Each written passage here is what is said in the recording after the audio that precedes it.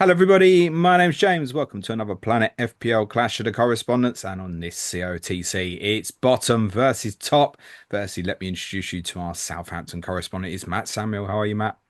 Yeah, I'm well, thanks. How about you? Yes, good. Thank you, mate. And our Liverpool correspondent is in. It's Dan Lord. How are you, Dan? Yeah, I'm good. Yeah, hope you two are well too. Good stuff. Matt, how does this feel as a Saints fan at the moment? Depressing. It's not great. I didn't mean to push you over the cliff there, mate.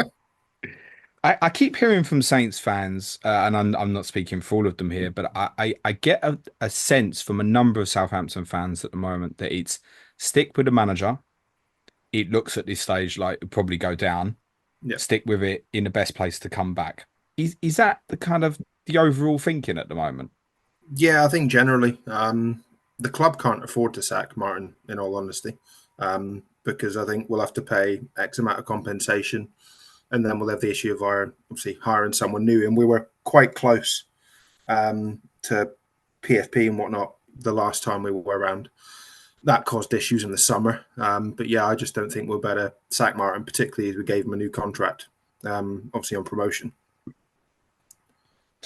So for you, therefore, then there's very little chance for change at this point. Yeah, and honestly, like what's out there, because like you said, at the moment it looks, pretty nailed on for relegation. Things could turn, but we've been not great, and I can't see where we'd potentially get 30 odd points from.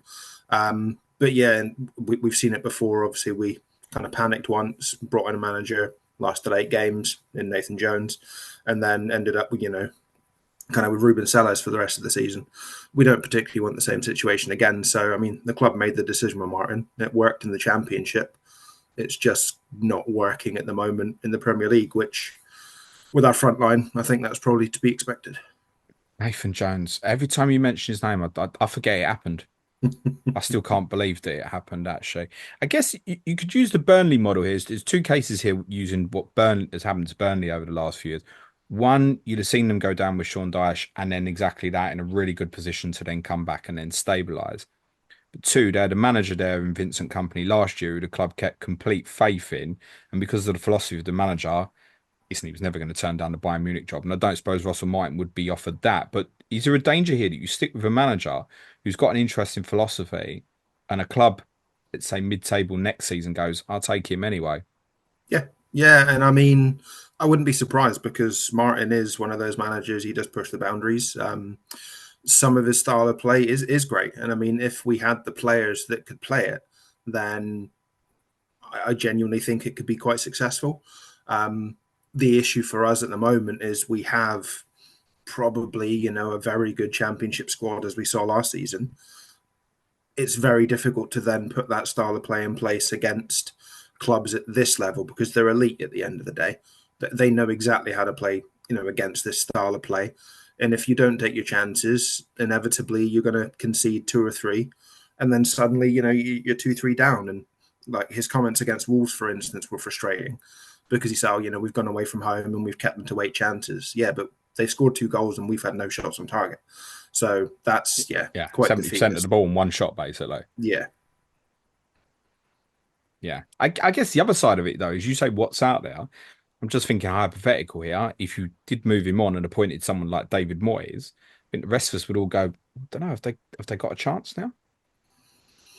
possibly, but then I just don't think our players would particularly suit, say, a Moyes. Um, they are quite, technical, particularly like to say Mateus Fernandez, for instance. I think under a Moyes, I can't see how that would work. And we haven't really got anybody up top that can make a big difference. Obviously, Stewart, as I said, pre-season is made of glass, inevitably out injured again. So the only real forward we've got is Cameron Archer, and he's not going to score you 20 goals a season.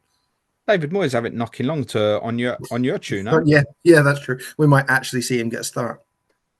He came on at Wolves, didn't he? It's kind Yeah. of been forgotten. Okay. Dan, you must be delighted with what's happening with Liverpool so far. Yeah, really happy. More so with the performances than where we sit in the league and the points. I think we went into a little bit of an unknown, didn't we? We didn't know what to expect. everyone suspected a regression with Klopp leaving, but we kind of moved on to another level, I think, almost. So yeah, it's been really encouraging, really good. How do you reflect on that now? Because I sit down, I think a lot of people would have said that in the summer. Like it feels difficult to foresee Liverpool in a title race this year because exactly that, walking into an unknown. Now you must smell the opportunity, surely. Like you're in it, aren't you? Well, I mean, we're in it because we are where we are, but at the end of the day, there's only 11 games gone. So, and we You've won and nine we of them have though, we Dan. have had a good start in terms of fixtures. I think if we're in the same position come the end of December, then there'll be a lot more optimism, I think. Yeah, it's fair to say that there's some difficult fixtures coming up for you. You've got City you haven't played yet, my team, Newcastle, Merseyside Derby as well coming up soon. There's a lot of tougher fixtures for you on the horizon. Matt, how do you see them at the moment? Do you see them right in it? Because bookies have Yeah, gotten favourites now.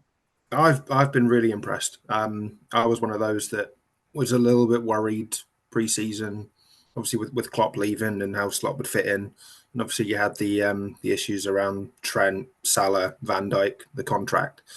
That doesn't seem to have affected them, and I actually think Liverpool look better as a unit this season than they potentially had for the last couple of seasons. And obviously you've seen that. You know, it's not necessarily the 4 or 5 goals a game, but it's the dominance on the ball, particularly when say you go 1-2 up. I just can't see you dropping that lead at the moment, and that's what I've been most impressed by. Dan, how do you see Matt's team? Does it look doomed? Be careful. I mean, I don't know what other what are word they to on? use, Four Matt. points? I'm Four not going to lie points? to our viewers, mate. I think four after 11 games isn't good reading, is it? I'll confess I haven't seen much of Southampton. I've probably seen the odd game this season. And by all accounts, they're kind of technically quite good and they try to play the right way and they have a lot of the ball because they're good technical players. But like Matt said earlier, it's the Premier League's not the Championship, is it? You can't do it in the Championship the same. Everyone's tried to come up playing the same way and it never works, does it really? Or 9 times out of 10, it doesn't. Got a fourth highest average possession in the league, Matt. Yeah, Averaging 56.6% possession per game. yeah, doesn't surprise me at all. So is it just that the players aren't good enough Yeah, I think ultimately? 100%. I mean, if you look at it, we should really have at least 10 points on the board. You've got obviously the game against Ipswich. We're winning until literally the last minute, concede, and then it is 1-0. You look at the Leicester game. Obviously, you've got the VAR controversy about the potential penalty that we should have had. That makes it 3-1 potentially. Then look, you're looking at another 3 points. But I can't really moan about VAR because we had the Wolves game, and I mean it happens to everybody. So we've gone from the Championship of not having it to coming back in the Premier League. Yeah, there's going to be controversy, but the mentality of the players, I think, has really struggled. That's been one of the biggest issues because I mean, you saw it at the United game, and it's effectively stayed the same since then. As soon as we kind of concede a goal, it's panic stations, and then the fact that we couldn't hold a lead at home to Ipswich is incredibly frustrating. And then similarly, we've thrown the game away against Leicester. So yeah, it's games like that that kind of just shows that they don't really have the experience at this level. And I mean that could come, and we may well go on a typical Southampton run where you get a run of 5-6 games where we suddenly pick up 15 points. We've done that before, but with The this group of players, I can't see it. the Bournemouth game is probably the last time a lot of people will have watched you because I think that was your Yeah, last televised game in game week 6. It's fair to say that first half was disastrous. yeah, Has there been a little bit of a change since then, however? You were leading at Arsenal and lost. Fair enough. You were 2 up against Leicester, the penalty incident at 2-1. And you obviously lose a man with the penalty then given yeah. against you. You lost 1-0 at City. A lot of people would like their triple captainship back. Thank you, Matt. You beat Everton. You lost at Wolves. But there was definitely mitigating circumstances to that defeat as well because Yeah. there were 2 big decisions that went against you. Doesn't help when you give the other team a 1 goal head start after a couple of Yeah. minutes, admittedly. But has there been something since that Bournemouth game where actually quietly there's a little bit of improvement happening here, and you've been close in a number of these games? Yeah, I think defensively we've definitely got a lot better. Um, I don't think we gave up so many chances. There was a couple of moments against Wolves where I think Ramsdale played it out and effectively went to their midfield and then they're on the attack again. But there's definitely been a lot less worry about our defence. You don't necessarily think, they're going to score on every attack. And I think, yeah, pretty much from that City game, we looked pretty solid. We've gone back to what is, a back five, three centre backs and then the two full backs. We kind of moved away from that at the start of the season. After a couple of games when we had basically no striker, and then we kind of moved into a four. Now Stevens has come back. We've gone back to a back five, and it's definitely solidified things. It does mean that we're a lot slower in the build up, hence the possession, because it's very much defense through midfield, try and pick out a pass. If not, move back, then try and break again. That's becoming quite frustrating, I think, for a lot of fans because we're not really creating any chances. And obviously, the Wolves game epitomised that. For all the dominance of possession in the game, we didn't create anything other than the man in goal that was obviously ruled out. What's the best strategy for Liverpool? Is it to arrive at St Mary's and press and try and nick it off you really high, or is it to draw you onto them? Probably draws onto them and then breaks, similar to I think your goals against Villa. Well, obviously the goal that Nunes did score, and then the one that he blazed over the bar. I think those two chances could From very corners, easily weren't they? come. I think. Yeah, they could so easily come against us because if you break quickly, we're done for pace. There's no way our centre backs get back to cover. Obviously, Bednarak proved that a couple of weeks ago against Everton when I think he was genuinely quite lucky to not get sent off. If you guys do that, you're going to nail us. Dan, does this feel like the sort of game that Liverpool will win very comfortably? I can understand your reluctance to say that out loud. No, I don't think it is, to be honest. I don't know. I don't. These are the kind of games where Liverpool find it a little bit stickier, where everyone's expecting them to win comfortably. They're generally the kind of games that are not as comfortable as everyone expects, and then we end up making games comfortable when everyone thinks it's going to be tight. So I'm not getting carried away with this one, no. There's a script here, isn't there? You haven't lost yet. Bottom v top.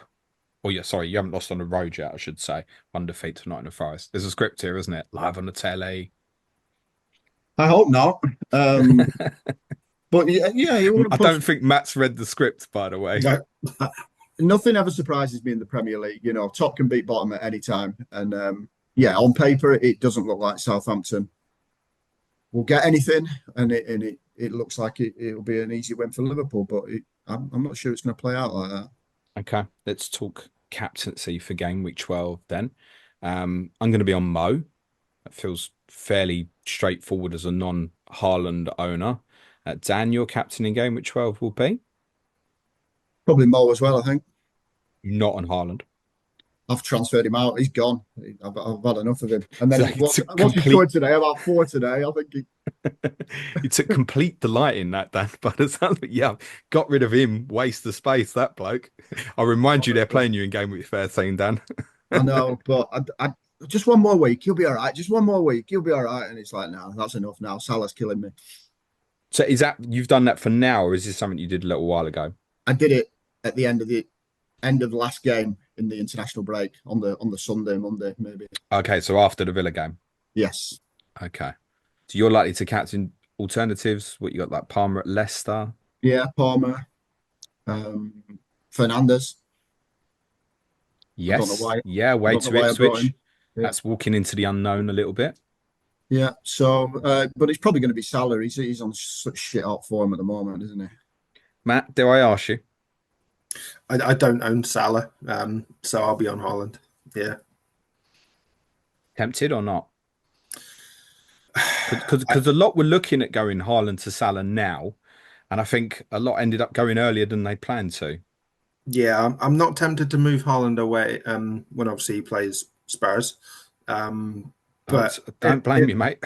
if I was to make the move, I've there is a plan that I could do, but it would be a -8, and I just don't see the need for a -8 to do it. So the intention is to potentially get Salah. The gamble will be, do I just keep going against, and then I could get, Isak alongside Haaland, for instance. Salah is killing me week on week, but even when Haaland was scoring, Salah was then pretty much covering what he was getting. But yeah, I just can't see a way of getting him at the moment, and I'm reluctant to get rid of the robot. It's interesting. No, no, no. I completely understand that. If it's not now, Matt, are you thinking of waiting quite a while here? Yeah. Are you looking at sort of like game week 18 or something? Yeah, similar. I mean, I was like you. I had Jota rather than Salah, which was going all right, and then obviously the injury, and then the way that I've set up, I'd need quite a lot of tinkering to be able to basically flip my side, and yeah, I think it's going to inevitably be something like an 18 where I might even look at it and get both Haaland and Salah. I think it's very possible, but yeah, it needs that restructure, and it might need the wild card. Dan, what's the advice to people with the kind of in Matt's situation? That I get that for Matt, it's obviously very awkward to do that. But if people asking now, sell Haaland, get Salah in, what's your thinking of advice to people? That's what I've done. So, I mean, I think it was more than just that one person for the other person. I had three transfers. I'd kind of had three really bad weeks, and it was all because of Salah and versus Haaland, really. And like you've been doing really well this season, haven't you? And like you've been saying, you just get so much more without a Haaland in your team. Everyone else around you can kind of upgrade a little bit more. That 3 million, well, it's probably a bit less now. More that you so much more you can do with it. And if he's not banging three or four or five in a game like he usually does, then he can go, can't he? He's expendable. Yeah, I mean the scary thing with Murray is that when he's scoring, you almost it's almost seven points for first goal. Is that it feels at the moment? That's the scary bit is if you don't own because he's Yeah, just it rocking seems up to the be the bonus constantly, isn't he? yeah, it seems to be the case this year, doesn't it? When attacking people score, strikers particularly, they get 3 points almost. For the bonus straight away with it. There's a big swing in that. Seven double-digit returns and a 9 pointer as well from 11 played, 107 points. I don't really need to tell it much further, do I? I'm just rocking under just under 10 points per game. But it does feel like, as we sit here now, if he scores at Southampton, he's starting on 9, isn't he? Yeah, yeah, it's just too good at the moment. It's too good to avoid. If you're going off form, I've just been keep saying, well, Holland's going to come good at some time. Holland's going to, and I can't wait any longer. He's probably going to come good now. Well, that's what happens in FPL, isn't it? But I couldn't wait any longer, and I managed to get Isak in and Fernandez and get rid of Foden and Haaland, and my team looks better for it. In Mo Salah's record-breaking season in FPL, when he got 303 points, do you know how many bonus points he got? I'm guessing about 25. 26. He's on 21 this season. Yeah, says it all, doesn't it? I mean, the way they've shifted the game is now so much more. It did feel like he had to. I said this in one of the pods recently. It felt like he had to kill someone to get bonus points in his first few years with the club for fantasy. Now it's like the opposite. It He was only has always to the breathe on the shots, ball and wasn't it? score, and he's in the bonus.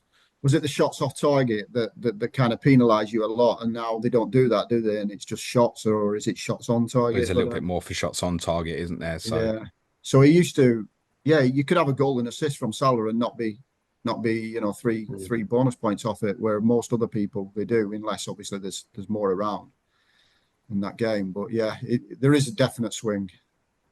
does that change anything here in that, Matt? It I can't, I mean, suppose. no, exactly. I'm fully aware of it. It's inevitably when he scores, you do see it, and straight away you look in the bonus, and then he's 20 ahead of most other people. But yeah, I just can't at the moment, and my season's already bad enough, which I think I've had the worst start I've had in about 10 years. But yeah, it's just one of those things now. I'm just gonna have to stick with what I've got. If you had Mo, who would you be captain this week, Matt? Mo. Dan, I guess that's why you've made the changes. You think Mo's best as well, I guess. Well, I didn't make it particularly for this weekend, but yeah, I mean, Southampton on paper looks a good fixture, doesn't it? Top against bottom, and a team that's been scoring plenty of goals, and a team that can't buy a win. So Someone asked me, I don't know if you heard this, Matt, on my Ask James stream on Friday. Someone asked me if it was too late to buy Mo. And my reaction was somewhat like that.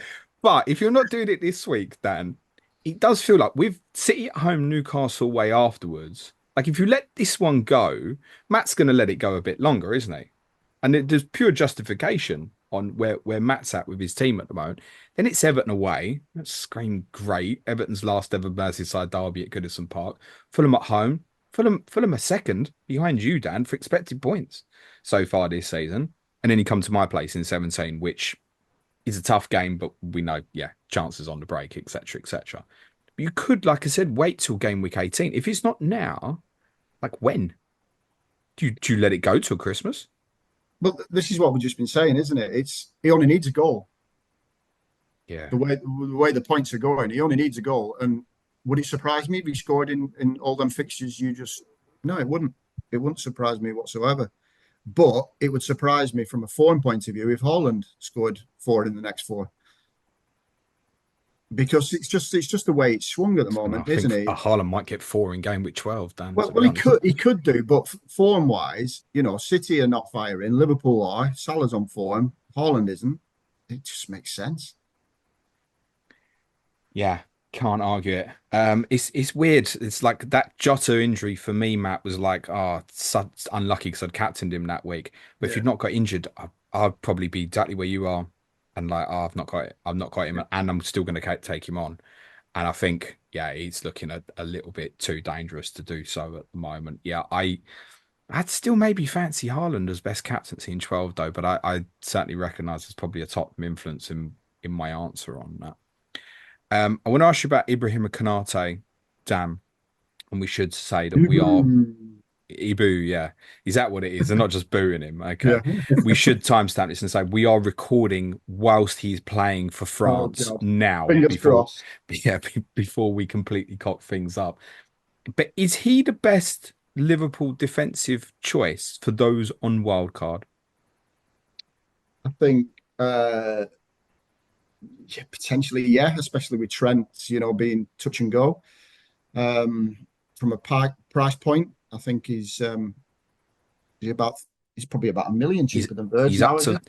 he's up to 5.4 now. And Virgil van Verge Dijk is is 6-3. 6.3, Trent 7, obviously with a I think big they've doubt. both got a goal and assist each this season.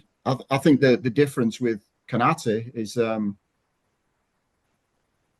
he's even captain. I'm just checking. He's captain tonight for some reason for France. Um, I think I heard it a couple of weeks ago or last week. It's the first time he's played 8 games in a row since he's been at Liverpool. Is that all So comps? Can't be all comps. Must have missed yeah, I a think it's all comps. Yeah, it sounds about really. right because he's been very injury prone. So touch wood with him keeping fit. I think that's one of the reasons we've been doing so well. That consistency at the back, and that they're both playing really well. And Verge is I mean, he's had his critics over the last couple of years. I still think he's fantastic and outstanding and makes it look easy. We've always had this stigma with Konate, don't we? We kept saying like in early in the season, he's playing. He's obviously got the shirt back from Quance. A lot of people saying Quance is going to be first choice now, so there was that doubt. And then there was also the okay, Konate's taking over, but when you play 3 times a week, he ain't going to play all of them. But he is now, isn't he? So we've got to get around that. Or is it that our assessment was always wrong? Was he always capable of doing this? Well, history shows that he wasn't always capable of putting a run of games together. Um, Pre-season showed us that Kwanzaa was clearly first choice. Obviously, there was different circumstances around that late back from with the Euros and things. But um, I think, yeah, he slots first choice now, isn't he? And he complements Trent really well because he reads and he covers that right channel really well. If he vacates the space, he eats up the ground very quickly. He's very good on that side. So If yeah, Tre he's if Trent is fit, is he worth this now? This 7, well, or if it's 6.9? he's just not getting the returns to go with it, but he's still getting in advanced positions. He's having plenty of shots. He's getting plenty of crosses in the box. It's just maybe is it just a matter of time? I don't know. It's not like he's I mean, you'll probably know the stats, but it doesn't feel like his creativity's dropped too much. I don't know. He's just, yeah, he's just not got the points, but I don't care. I just want the points on the board for Liverpool, not so much FPL. Yeah, no. I get that. I mean, I've come to the conclusion recently that my intention would have been to sell him after this fixture, because of the tougher run you've got afterwards. Now, obviously, if he's out now, then it becomes an easy decision, obviously, just to move him on now. And I come to that decision based on a couple of things. Two, would have been watching with my eyes because I've watched the majority of your games recently and felt like him on the outside wasn't happening so much. And if he was having efforts on goal, it was from distance. That's how it felt. If you look at the data, like he's still miles out in front for defenders on XA, but over half of that's from the first two game weeks. Right. So he's got It's, more XA in the first two than the 9 games since. yeah, I think I don't know if I mentioned it the last time we are on the podcast that Liverpool have changed the way they kind of play a little bit since Jota came out. Salah's kind of stayed a lot wider because of before when Jota was coming very short and leaving the space behind for Diaz and Salah to go in that space. Obviously, Núñez doesn't do that. He stays on the shoulder most of the time. So they're staying high and wide a lot more, which is going to be less likely for Trent to get up in them positions because he's just going into Mo space, essentially. So you think there'd be an impact on Jota coming back into the team would potentially be better for Trent? I would say so, yes. Okay, that's interesting. Can't say I'd spotted that. That's good analysis. If he's past fit though, and you want to go one Liverpool defence, It depends where you want the money somewhere else, isn't it? For that saving, is it 1.6 you'd save? You can upgrade somewhere else, and if he's not getting the attacking returns, then just go for the clean sheets. And Konate always dangerous on a free kick, on a set piece. He's a big lad. Matt, got any Liverpool defensive? Yeah, I've got Trent at the moment. The decision is what I do, and I'm very likely to probably downgrade heavily if he is ruled out, because that will help moving forward, obviously, up top. I don't get you to Mo, no? No. Just putting it out there, just in case. No. Just in case. Yeah, I guess Van Dijk falls in the middle of this. I guess to take the conversation a different way, is Van Dijk worth 0.9 more than Konate at the moment? I'd say no. No. Left back situation, who's first choice? Don't know. Just avoid them, isn't it? Yeah, I'd avoid. There's going to be lots of rotation there, clearly. Yeah, I think Tsimikas at 4.6. Obviously, if Robertson was out for a significant period, becomes a one-or attack very quickly. But unless Robertson is, what if Trent is out significantly? And we at the moment we think he's not. But if he is, you obviously bring Connor Bradley to the table at 4.7 as well. Would he just also play, Dan, or is there a chance that Joe Gomez would play right back? I'd say there's a good chance Gomez could play there. Okay. If we don't know whether Slot fancies him or not. When he came in last season, Bradley, he was phenomenal, wasn't he? He tore up trees, but he's had games this year, this season, and he's had game time, and he's been steady, but he's not been anything like before. And yeah, I suppose it would probably depend on opponent. Because Gomez is clearly the better defender and not very good going forward. So if it's a game we're anticipating where we'd have more of the ball in the attacking periods, then I would say probably Bradley might get the nod. But if we're playing a tougher team, then maybe Gomez would be more preferable. Yeah, I'm just trying to think something like, say, Newcastle away in 14, because that can go either way in the sense you'll have a lot of the ball, I imagine, when you go there, because they're quite happy to invite on. But then they'll obviously want Anthony Gordon in that space on the counter. What's the kind of read on something like that then? My take is I'd prefer Gomez to be playing against an Anthony Gordon than a Bradley, for sure. Okay. Is that therefore, I guess with that in mind, you would want Gomez to play against City as well then? Yeah. Okay. So for you, Bradley would be too dangerous to go to at this moment. I think it's a risk. Yeah, I don't. There's nothing saying that he's automatically going to slot right back in there. Okay. Who would you prefer, Dan, to play on the left-hand side of the pitch for you? Depends who's playing up top. Go on. I think if Núñez plays, I think it suits Gakpo better. I think if Jota plays, it suits Diaz better.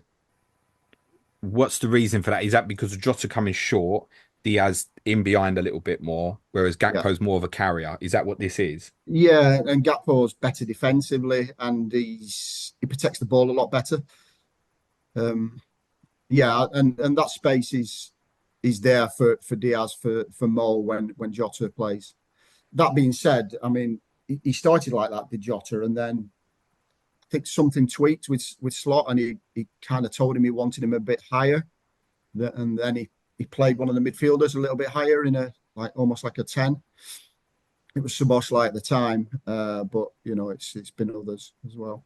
So Diaz obviously started against Villa and played the 90.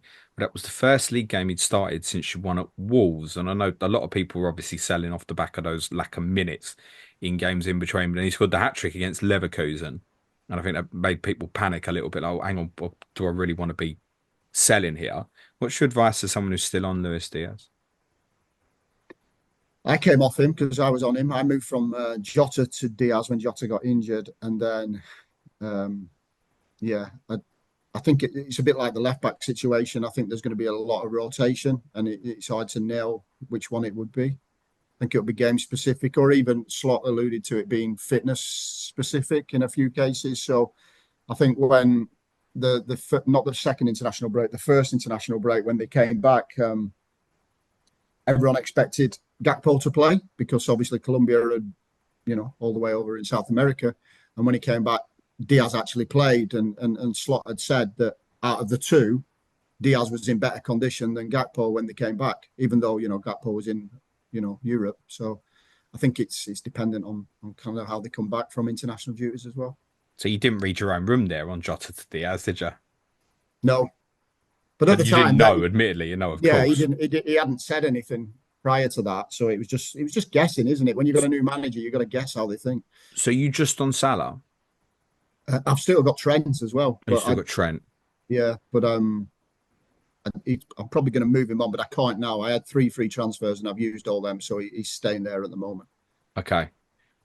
If we go forward another week and he's looks like he's going to be out for 3, 4 weeks or longer, you're obviously going to move that. Does Canate fall into an option for you or not? I think with the fixtures we've got, if I do move it, I probably wouldn't move to Liverpool at this stage um, until maybe the new year. So I'm either staying with him or I'll probably move it on to maybe a Timber or somebody like that. Okay. It's interesting that you've conceded 6 goals from 11 games. And a lot of people asking me regularly, like, which is the best team to have double defence from? Is it Arsenal or Liverpool? Yeah, I mean, Liverpool are playing really, really well defensively. The 2 centre backs have been immense, and we've not missed Alisson at all, really, because of them two, offering that protection. And Gravenberch does a great job in there as well, protecting them. And I think we've had a lot of players who have played really, really well this season. And if one of them's had a bad game or a couple have had a bad game, lots of others have had good games to bring it up. So I go back to the fixtures, though. We've not really played anyone, and we've had lots of clean sheets, but we've not been put up against anyone strong yet, really. I mean, but he conceded 2 at Arsenal, he conceded 1 to Chelsea. That's half the goals you conceded, isn't it? Yeah, and they're 2 good teams. There you go. But right in front of your face, Matt, I think you've listened for long enough. Um, which Liverpool have you got at the moment? Trent, and that's it. And that's it. Okay. Yeah. If Jota was back soon, and I think what we're saying, couple of weeks, Dan? Expected the start of December, they reckon. So yeah, a couple of weeks. Yeah. Is that straight back on radar for you, Matt? Even more so because of the Salah situation for you? I'd probably still wait. I'd want to see how he then is reintegrated. I don't think, from what I've seen, obviously Nunes has looked pretty decent, to be fair. You've got that rotation with Gakpo and Diaz. I mean, Dan might correct me, but I can't see Jota coming straight back in and starting every game. I'd be concerned about the potential rotation there. So I'd want to see how kind of that integrates back into the Liverpool squad and whether he is consistently getting, the 70-75 from the start. In his absence, Dan, has anything changed to make you think maybe he wouldn't be first choice as and when he's fully fit? No, I think he's first choice still. 7.2 OOP midfielder for Liverpool, who started, what, 7 of 8 before injury. Yeah, he's not far from my thoughts. I think it'd be an interesting one. If he got himself fit in time for game week 14, when Bumo comes into tough fixtures, that's a really cheeky potential move, I think, possibly. Okay. Southampton assets, Matt. Stop laughing. People do want to know what's happening with Tyler Dibling. So do we. Yeah, I can see why Martin's potentially taken him out the firing line, because, I mean, I think it was a mistake to start him against City. And I think he's potentially panicked a little bit after that and gone, is he quite ready to start every game? I think the answer, he's ready to start most. There's just the right game for him, and City really wasn't that kind of game. Adam Armstrong's looked good, in aspects. Obviously, he got his goal against Everton, but we'd all still prefer to see Dibling there. He just brings something else, and even when he comes off the bench for 20, 25 minutes, he's the first one to try and drive the opposing defence. He's the first one to try and create chances. I think we just need to find a way of integrating him back in with this kind of new formation without him being, say, like an out-and-out forward, similar to, when against Bournemouth, for instance. I don't think that was great for him. And again, it was the same at City. He strives on the width because he can really take on a fullback, and then he likes to kind of drive in from the angle there. If he's more central, I think it's more difficult for him. Okay. Have you got him? No. If you were on wildcard, do you think you would?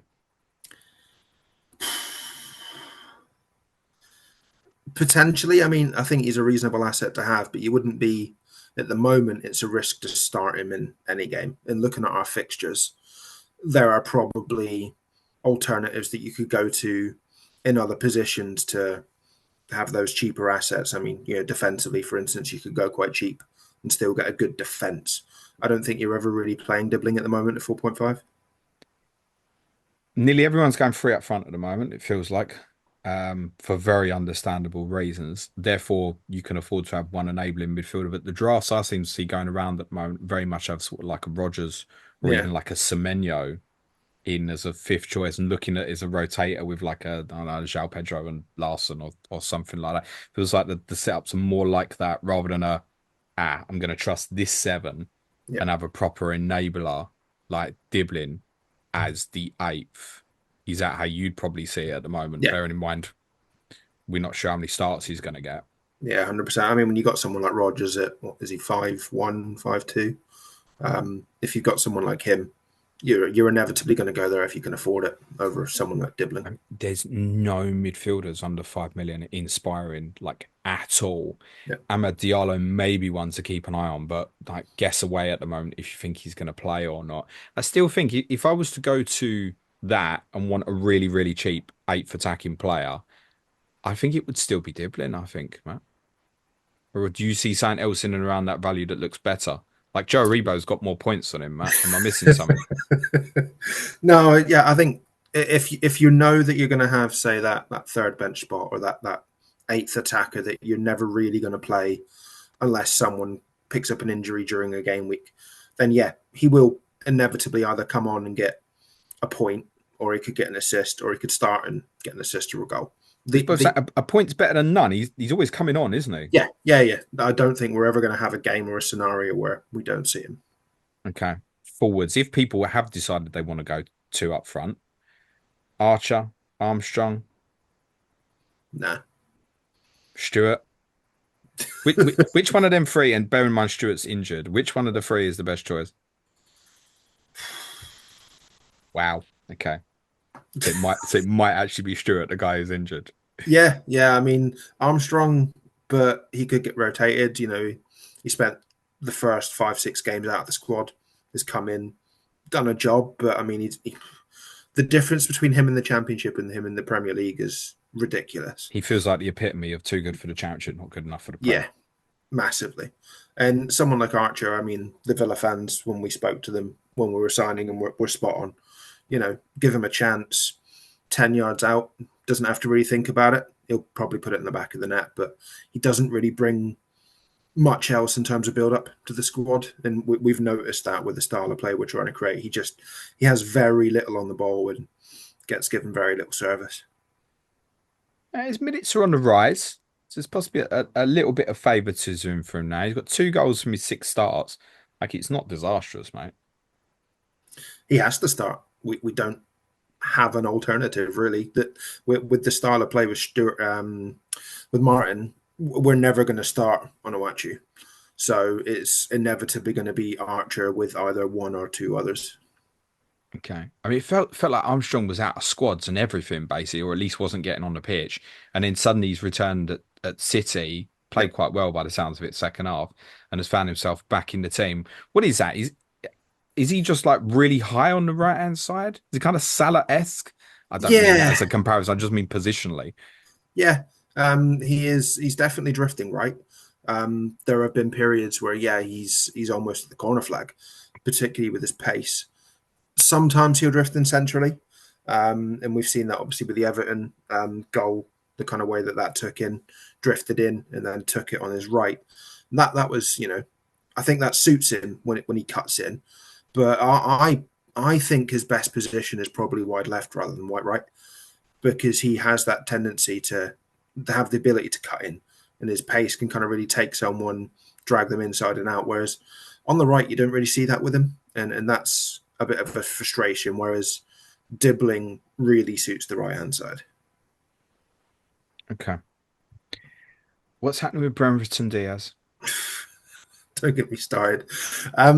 It's Well, I've frustrating. just asked Matt, so Yeah, it's frustrating because the player that we saw at Sheffield United with, we all saw the squad that they had, and by all means, he played really well with them. He took his chances, but he looks lost. And I mean, that may well be, the way that we play, and it doesn't particularly suit him. But we just haven't seen the player that we thought we were potentially getting at quite a bargain. And maybe that's the reason why we only paid, what was it, 7 mil for him. Even when, he comes off the bench, he doesn't look particularly creative and he doesn't look driven to kind of prove a point. Even when he came up on Wolves, it's the second time this season he's played a pretty simple back heel out of play. Now, I mean, you're going to do that when you've got 50 minutes to prove yourself. It doesn't really bode well. So yeah, I think Brereton Diaz has definitely played himself out of the starting 11 and out of the squad. Sometimes, to be honest, we don't often see him at the moment. okay. Playing on the left hand side at the moment is Ryan Manning, Yeah, 4.3. Talk to me. I like him as an asset, and I think Martin particularly likes him as an asset. Obviously, from Swansea and now with Saints.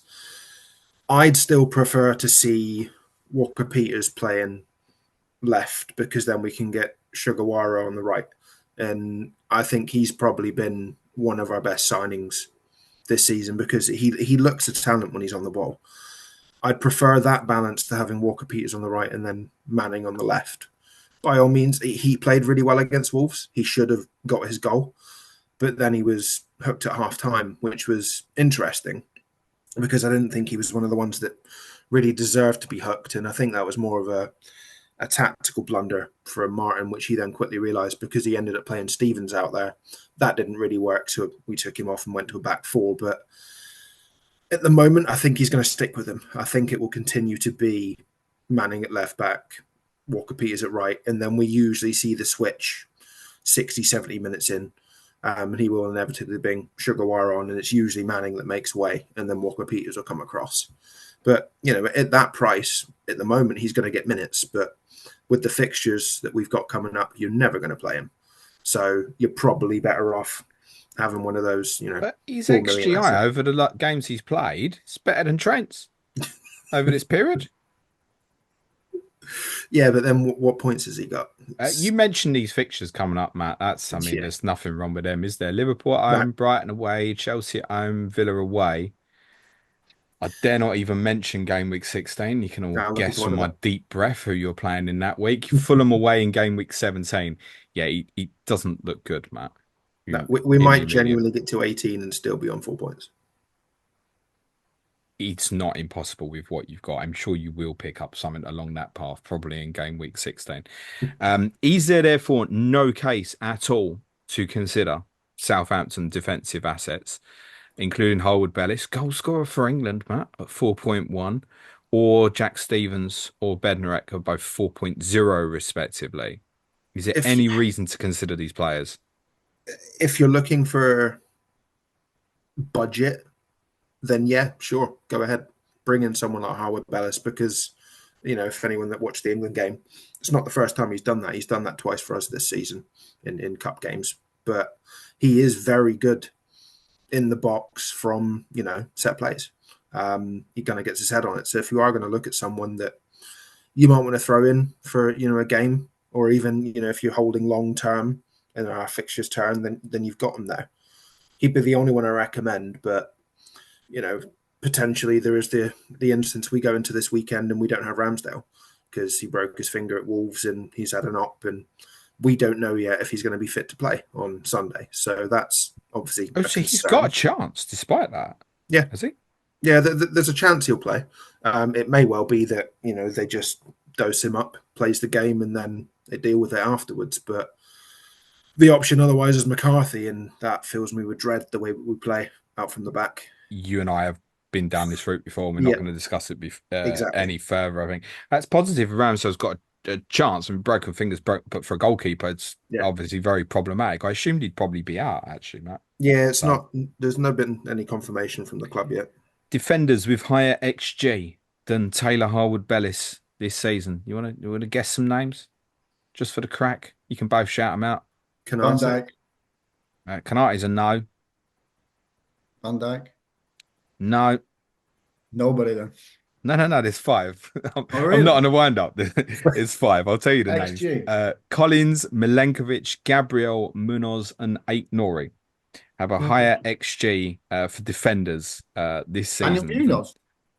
Taylor Harwood-Bellis. Daniel Munoz, yeah, That's interesting. he of game week one Mm. selection. I feel like he had one fairly recently, which was a pretty big chance. If I'm just looking, Munoz's XG over the last two games is 0.9, so that'll have a big reason for that because he's 1.3 for the season. Yeah, but like you say though, Matt, it's like you can get him in at 4.1. He ain't never starting him, are you? No, Realistically. no. No. Decent one, isn't it? The thing is, though, if he ends up coming off the bench, I guess he's even one. You could lose 3-1 to Liverpool and he might get your goal from a set play, is kind of what you're Yeah, saying, isn't it? yeah, So would you go him rather than the two 4.0 lads? yeah, yeah, definitely. All right. Okay. Interesting. This system, Matt, back three, is it sticking or not, do you think? Through these tough fixtures, yeah, I don't see us changing from a back three. I think it provides the most solidity at the back, and you saw against City, we can make things difficult. Still give up chances, but we'd give up far more if we went to a four. What would a good season look like now for you, mate? Staying up. Is it achievable? I still think so. Luck is going to have to play a part in it. Those three games, for instance, that I spoke about earlier, they go the other way, and it's looking okay. But we're going to need a lot of that to stay up this season. I don't think the points will be that high to stay up. I don't think it's going to be anywhere near 40 points, for instance. I think you're probably looking at low 30s again with the teams that we've got around us. So it's achievable, but we are going to have to go on one of those runs, and we're going to have to pick up the odd result that nobody expects. For instance, a Liverpool or away to Villa. If we can even just get a point at a place like that, that makes a huge difference. But things are going to have to change drastically. And I mean, I think you touched it on one of the pods last week. If we're still fighting and teams are on the beach, for instance, towards the end of the season, I think we can give a lot of teams a good game because they won't You particularly want kick to play Paul, against. yeah. Yeah, exactly. So we could find towards the end of the season we do start picking up points, but we don't want to be in a position where we're relying on that. No, but I mean, from here on in, you're going to be chasing all the way, aren't you? Yeah, You would think with these fixtures you've got yeah, coming up and massively. in the immediate as well. There's one more fancy one I want to ask you, Dan. I know what you're Can, going to say. Curtis no, Jones. yeah, I am. Go on. Yeah, just answer my own question. Yeah, go on. I know you've been bigging him up for a while. I think he's terrific, mate. I do too. I think he's a really good player. A fancy asset. I'm not too convinced. No. 5.3. Like if I he know, but does why? break, he's close to pushing to being first choice now, isn't he? Oh yeah, he's there and thereabouts, and he will play minutes, but I don't know when you've got. I'd rather play a couple of pips more for a Diaz or a Jota, if I'm honest. No, I get that. Sometimes you haven't always got the money to do so, Dan. So you start looking at No, these players, don't you? yeah, and I don't know what's in and around 5.3. I mean, I wouldn't take him over Morgan. Is Morgan around there still? Morgan Rogers, yeah, it's same price, near enough. Yeah, so I'd definitely take Rogers over him, but he will chip in. I guess what's he got? Has he got a goal and a couple of assists so far? So he'll probably end up with 5 and 5 or something like that by the time the season's out. I Yeah, would have free thought. attacking returns. Obviously, the goal and assist against Chelsea and assist against Brighton. So I guess the danger with that is, or even fixtures, you probably would have even ended up benching him in, maybe. How close is he to becoming first choice, though, Dan? I think he's pushed himself in a position now to be considered a lot more. I don't think Klopp fancied him as much as Slot does. I mean, he's technically really, really good player. When he's got the ball, it's very difficult to get it off him. Even though he's not strong, he can go left, he can go right. Really good balance, keeps the ball well and keeps it moving, and he's got a good work rate as well. But he's in there with Szoboszlai really, and when Harvey Elliott comes back as well, there's another body to mix in with it. So he might get, I don't know, 15, 20 starts this season. That's not enough, Well, I that's would what I'm thinking. suggest. Yeah. Talking of players back, can we expect Allison potentially back this weekend as well? I'm not sure what the news is. The last I saw, he was kind of giving a thumbs up on a picture as if to say he's getting close. So I think if he's not quite right, why would you push it? I'd wait till it's definitive. And it's not like he's not going to walk straight back in as soon as he's fit. He Yeah, will. of course. But Yeah, Keller has done really well. yeah, yes, yeah. But yeah, of course, Allison will go back and go. There's not much doubt. One other one went to ask you as well, and it's not specific to any particular player though, Dan. It's a little bit about upcoming rotation. You've got this mad kind of period actually. Obviously, City at home, game week 13 follows Real Madrid. After that, you've got Newcastle away on the Wednesday night, then Everton away on the Saturday lunchtime. Do you think any of the attacking outfield players start all of the games 13 to 15? I guess we're saying, I'm saying, will Mo start them all? I guess I'm saying. I'm guessing Mo, and that's the only one probably. So you would still expect him, even with that schedule, the Saturday 12:30 being a Merseyside derby as well. I guess that tempts it to think he'll play, right? Yeah, I'd say play him all. Particularly, he's not gone away with Egypt this time either, so he's had a bit of a break. I think he's in Disneyland by the looks of the fixtures. Still Fixtures. demanding though, isn't it? Real Madrid, then City Sunday, Newcastle away Wednesday, Everton away Saturday lunchtime. It's got to be a chance, hasn't there? I think that I don't think he'll not start every single one of them games. He might, if the games are won, or the games are comfortable, or if the games are lost, then he might get reduced minutes because he's had that quite a bit this year. He hardly ever came off under Klopp until towards the end a little bit, but a lot of times he's one of the people coming off after 75 plus minutes really. So he's getting rest. He's not going away with Egypt like I say, and he usually does. So he's a specimen, isn't he? So he's a fit lad. Yeah, keep your shirt on, Mo. You're embarrassing the rest of us. I keep telling him that all the time, actually. Gents, thank you both so much. Let's finish with correct score predictions before we finish. Matt, 3-1 Liverpool. Dan, I'd say 2-0 Liverpool. yeah, one or the other, I think. Not silly. I don't see our team getting done silly, actually, Matt. Um, No, from the captaincy perspective, though, with Salah, as kind of previously discussed, I don't think he even at this moment doesn't even feel like he has to go silly. A goal for him here in a 2-0 victory could be what, 11 point at times two, right? Yeah. So that's how it feels at the moment. We'd probably all take that now, wouldn't we? The 11 points if we were captaining him. You'd take I it, would. wouldn't you? Yeah. I've had Haaland for the last 3 weeks, so I'll definitely take it. Well, that's it, isn't it? He's one goal can only get to nine, can't it? Yep. Okay. Interesting. Thanks very much, gents. So to be with me for the People's Poll podcast tonight is FPL themed. You can vote on that today via at Planet FPL Pod on Twitter/X or whatever Elon's decided to call it today, up to around about 5 o'clock. We do have one more Clash of Correspondents for you this week as well, as I debate whether to or whether not to buy Alexander Isak. It's Newcastle versus West Ham on Thursday with Simon Bibby and Chris Stone. Which sees me. So thank you very much to Matt and Dan. Good luck, gents. Cue music, please, Matt Child.